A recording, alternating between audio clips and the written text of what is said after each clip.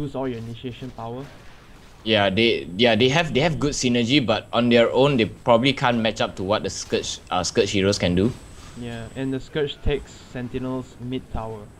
But anyways, like I was saying, right, like just now, I feel that the dagger on the Bat Rider is good because when the Pit Lord and the Undying goes in front and pushes your tower, right, your Bat Rider will basically be within blink range to catch any hero that comes forward, where the Tombstone will already be down and the Pit Lord skill will already be down. So, I mean, a Bat Rider with a Blink Dagger will have much of a threat in a team battle. You know, in my opinion, it does not necessarily mean so, because I mean the Sentinel side does have a VS, and the VS will always be well, he should always be in range to save any heroes that are being lassoed. Right. Yeah. Because the sword will just cancel the lasso like right there. Well, yeah, you have a point there.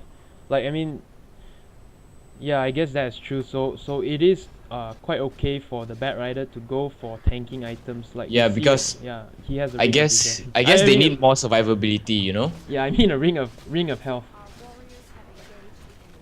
But like I think the favor is and they're gonna come from behind and VS. No, they're gonna ignore the VS. They're gonna go on a Tinker, but nice Fisher by the ES, sacrificing himself for the team. But he does get an ulti off, and wow! No, instead the Pit Lord is gonna the Scourge still is gonna be in killing range, but Pit Lord gets taken down by the VS stun, and the CM is stuck inside there, killed by the Goblin, Clockwork Goblin, and the Clockwork hooks on the Windrunner, and nice finish on the Windrunner. But I think yes, the Undying is gonna go down as well, and that was actually not a bad trade, not a good trade for the Scourge.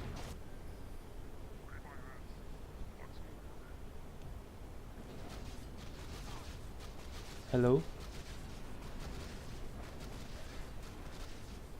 I think Tuzai has been DC'd, so I am going to pause here, and I'm just gonna try to reconnect with him. So I'm just gonna pause right here. Hi guys, sorry for the technical difficulties. We have Tuzai back, and let's just start the game in 3, 2, 1, go. Okay.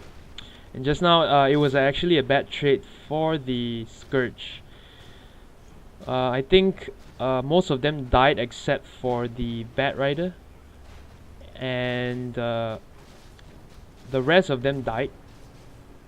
And Tinker and the Clockwork survived.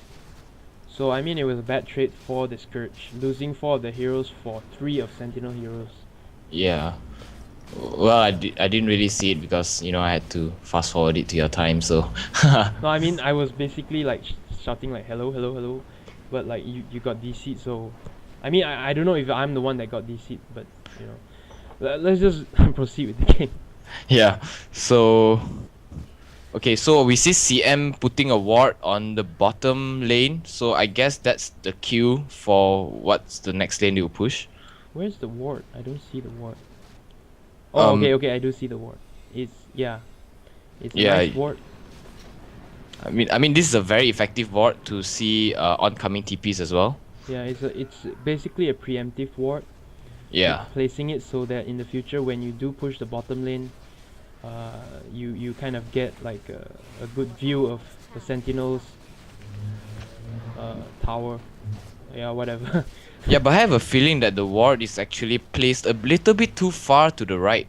I mean, judging from what I've seen in other replays, they actually place it more towards the left. Yeah, so they do see behind the tower, so any TP that is placed behind the tower can be seen by this ward. Yeah. I understand what you mean. But yeah, I'm actually not really... Oh, we have an engage on the bottom forest.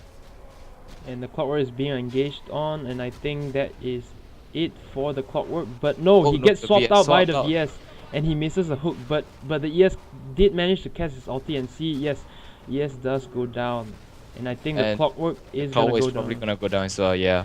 So we see a flaming lasso on Clockwork, and I think that's it for the Clockwork. I don't think he can escape from that. Wow. And that was a nice engage on the sentinel, and they can proceed to push the bottom tower since their creeps are already at the tower, near the tower anyways.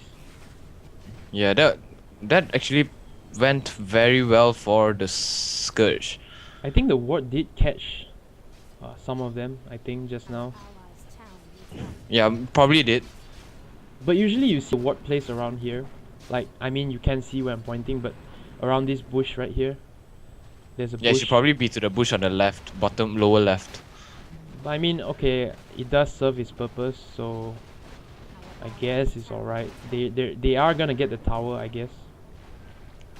And the TP coming in, and I think the Venomancer's gonna come in with his ulti. And I think he goes down almost immediately. Yeah. Wow, and this is the power of Undying's tombstone, right? Yeah. Like, you have a crazy amount of undead units, like living undead zombies, right? Ravaging over your heroes when you're just trying to reach where the Venomancer is, and they just did not reach the Venomancer in time, and instead the Venomancer died to the power of the Scourge.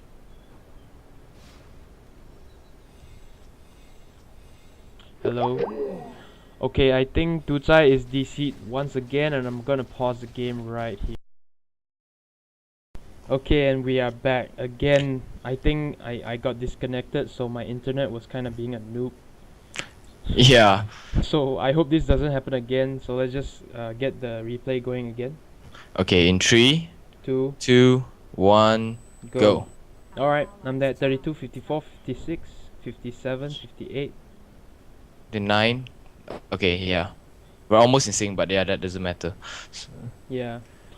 So anyways, what happened just now? I kind of forgot. well, the Scourge did a very good push on the bottom lane. So, and now they're all just minding their own business again. Yes. Since we can check the creep stats, the Bat Rider does have a hood. So, and the Pit Lord has a Vanguard as well as an Arcane Boots.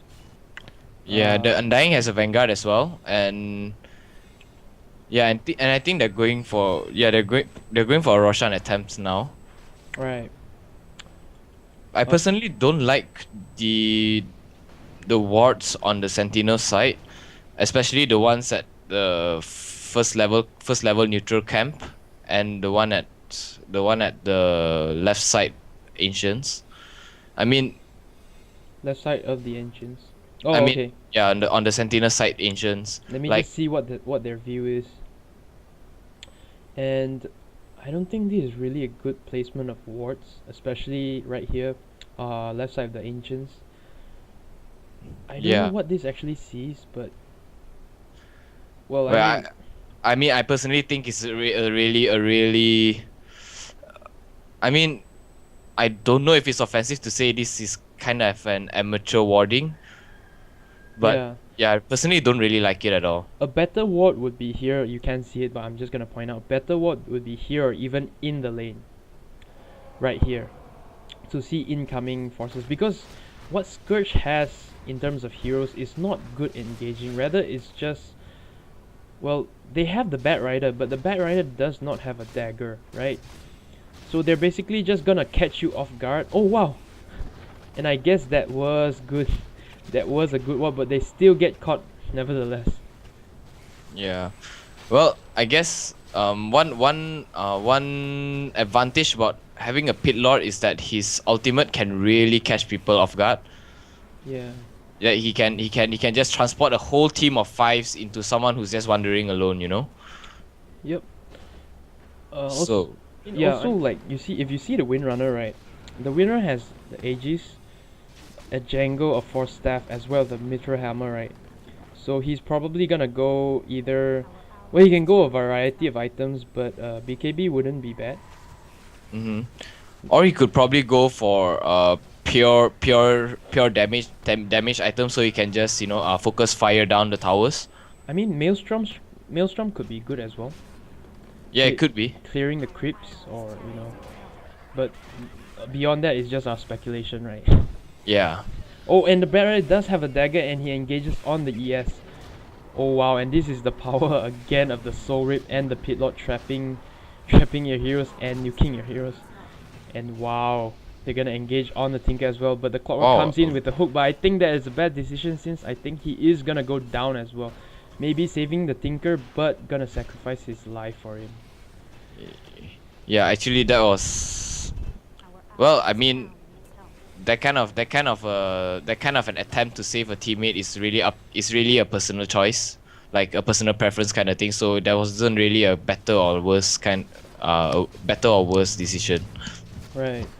But Well, in a sense, the Tinker can actually defend better than a Clockwork. So having the Clockwork alive would be a better having the Tinker alive would be a better choice because he has the March of the Machines. yeah. But like from what I'm seeing, right, like I would assume that the Tinker's job is really to push out the creeps. But currently the Tinker is actually kind of finding it hard to do so. Simply because when the Scourge gathers, right, they end up killing your heroes as well as pushing your tower. So it is not a good sign for the Sentinel at the moment. Yeah. So the Scourge is pretty much having the upper hand here. Well, in terms of the kill-death ratio, the Scourge is actually leading by a mile. They're leading by 23 to 14. So there's like nine kills Yeah. in favor of Scourge, right? Yes. And we see a Pit Lord ulti right on mid. And nice Again. shackle shot. Wow, nice shackle shot. And the Fisher actually blocked the Tinker, but that doesn't matter since the power of the Scourge is much greater. Wow, and the ES gets taken down as well. The Winrunner dies, but she does have the Aegis, and the Clockwork is just running away. So yeah, I think we're gonna see an